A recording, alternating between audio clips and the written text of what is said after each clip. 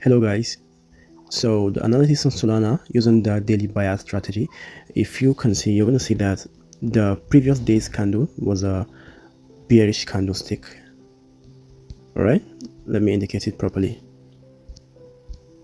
You're going to notice that this candle over here was the previous day candle, and based on the candlestick bias, if you're to mark out this level over here and the highest it went, right, we're expecting today's candle, which just opened a few hours ago, since we're on the daily time frame, we're expecting today's candle to manipulate to the upside, okay, to form the higher wick before it begins to distribute to the downside. Okay, so and as you can see, using our super trend indicator, this is the super trend indicator. I'm going to make a video on it, on how you can be able to analyze trend structure using the super trend indicator, right? This red and green lines you're seeing, it tells you when a change of character has occurred, because I have noticed that majority of people on the VIP and other space don't really know when the change of character has occurred. So without the super trend indicator, take for instance, you are just using your naked eye to search for the pattern, right, to analyze the trend. You're going to see that we were on an uptrend, okay, creating higher highs and higher lows, and the super trend indicator just indicated that. And then a change of character occurred right here, as you can see. Let me change the color of my arrow. A change of character occurred right here, over here, right, just right here, right, when the character changed, like the price went as low as this, which means that this low is lower than the previous low over here. Now what you are going to see is the super trend indicator telling you that the price wants to go bearish, right, giving you this downward arrow telling you that the price is now bearish. From there we got series of lower highs and lower lows, lower highs now trying to form a lower low. But then if you zoom out a bit, you're going to see that there's a little bit of confluence over here. Price is refusing to break this level. Even on the lower time frame, price is refusing to break this level. So put it at the back of your mind that Solana USDT is on a bearish slope on the daily, but then it will go up to manipulate a bit before it starts to come down. So we don't know if the manipulation has finished or not. All we have to do is to go to a lower time frame to see if the manipulation is done or we are still on the verge of manipulation. So to do that, all we have to do is to zoom out the previous day's candle, okay, which is this one. All right, and then we're going to draw a box. Okay, we're going to draw a rectangle from the highest point, since we are on a bearish it's a bearish candlestick, right? If it's a bullish candlestick, we're going to draw the rectangle from the lowest point to the closing price of the candle. But since it's a bearish candle, then we're going to draw it from the highest point to the closing price, which is downward, since the bearish candle closes at the bottom, not at the top. Okay, so we are going to draw a rectangle right from the highest point of the wick, the close, to the close, yeah, from the highest point of the wick to the close of the candle, right? So if we do this, all we are looking for, okay, all we are looking forward to see is the manipulation, okay, that this candlestick will make, which it has already started to make right here. Okay, normally if a new candle want to form, and we're expecting, since this previous candle over here, this green candle, the wick of this green candle is touching the wick of the red candle. It's a wick to wick scenario over here. So we're anticipating that this candle is going to be a bearish candle, right, which it has already started forming the bearish slope. Okay, the price is going down, right, and then it has manipulated. Now all we are looking for is for price to break this level that it is refusing to break. Okay, this level over here, whenever it breaks the level, it goes back up, okay, comes back down, bounce back up. Now all we have to do is to go to the 1 hour to see if the level has other confluence previously. So guys, as you can see on the daily time frame, right, on the daily time frame, our rectangle has been drawn from the highest point of the bearish candle to the close of the bearish candle. Now we're going to go back to the 1 hour time frame and then the 15 minutes time frame to witness the manipulation before the downward move, and we are going to see, or we're going to be calm and patient to see if the price is going to actually break this level that it is refusing to break. Only then can we wait for a retest. Okay, wait for a retest and then enter on the continuation. So this is how price looks like on the 1 hour time frame. All right, on the 1 hour time frame, this is how price looks like. This was the manipulation on the current candle that formed that wick, that high wick that we saw. So sometimes price might make you think that it has finished manipulating, only to find out that it is just starting. Okay, but now what I want you to pay more close attention to is the confluence zone, the support line that refuses to break, that I was talking about. Okay, as you can see, sorry, excuse me, whenever price reaches this level, it goes back up, comes back down, reaches this level, goes back up, comes back, hits this level, bounce back up. Okay, and it has been doing that for a while, as you can see. Right over here, it bounced, it broke, but it went back inside, which is a fake out, right? We call it a fake out. Over here, that was what happened right from the day of the crash when Donald Trump increased the tariff on China. So that was what happened, and ever since then the price keeps, you know, bouncing back or breaking out and going back in.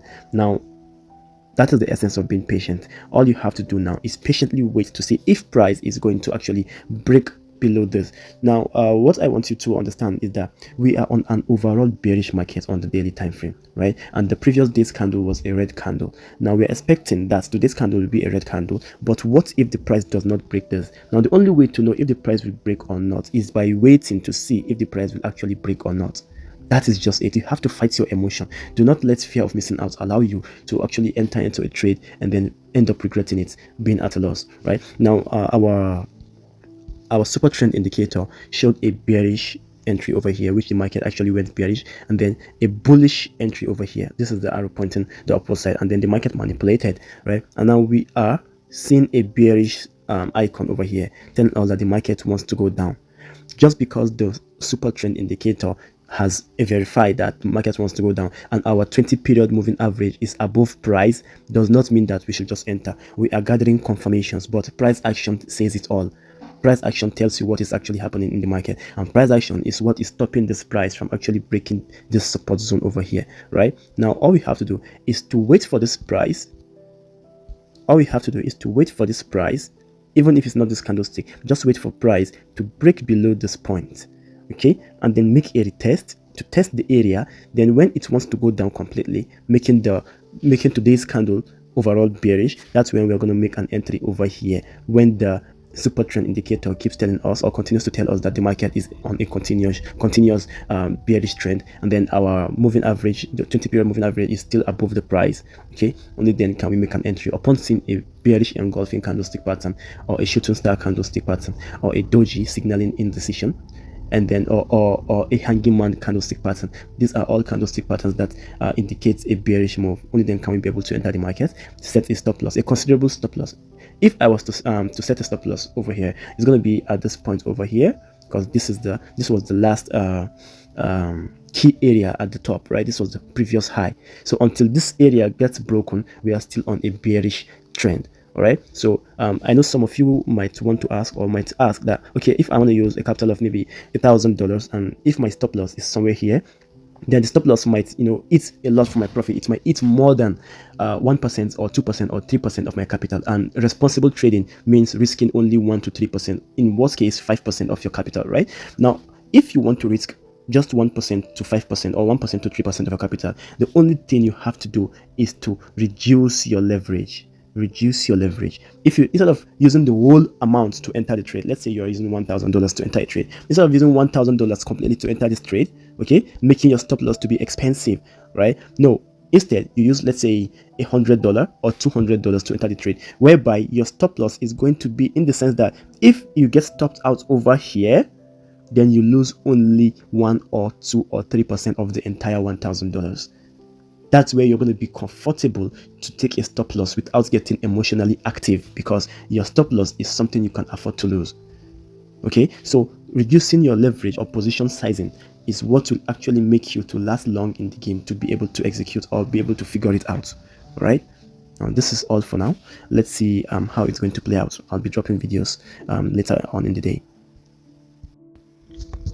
Hey guys, so on the 1 hour here, you can clearly see that we broke below the line over here, and then we got a doji candle, right? And then we got a retest which actually even broke above the line, and then upon seeing this super indicator, I decided to enter, regardless of the fact that my day is showing weak bearish. As long as my moving average line, the MA20 is above the price. I decided to enter the trade, and I am currently on profit now. So as you can see, this is a breakout. It's a prop firm account, right? The $5,000 account I bought some weeks back, and I'm currently holding a profit of 5.9 USDT. All right, this analysis was made, as early as 4:30 a.m. today, and it's 5:20. Sorry, it's 5:26 p.m. This is when I got to enter the trade, right? So this is something about trading. It's not all about strategy or having an edge. Trading is more of psychology in terms of patience. In general, trading is more of psychology. It's more of waiting than execution.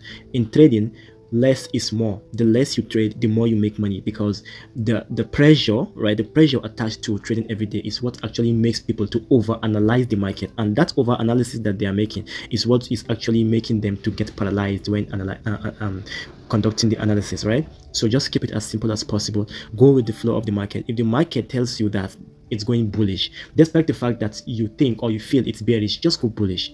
Just follow the trend. That's how you gain the market. Now, don't get scared, because a while ago you were seeing $5 over here and it's down to $1.4. This is nothing but market noise, right? It's what we call market noise, the fluctuations, the volatility, the up and downs that the market make, right? In the long run, our daily time frame is showing bearish, the 1 hour time frame is showing bearish, and then the 15-minute is also showing bearish. This is time frame alignment, right? Now, this is how you get to enter the market. Going with the flow of the market will actually make you profitable. So guys, like I earlier explained, I was talking about the profit level if you can be able to hold on a trade for a longer period of time. As you can see, what was $1 is now 15 USDT, going to $16, right? So that is just how you day trade or you scalp the market. If you're a conservative trader, you can let it be and it will keep fluctuating and then keep increasing based on the fact that you've made your analysis earlier. But if you're an impulsive trader, you can just scalp the market. Okay, so this is how it's done.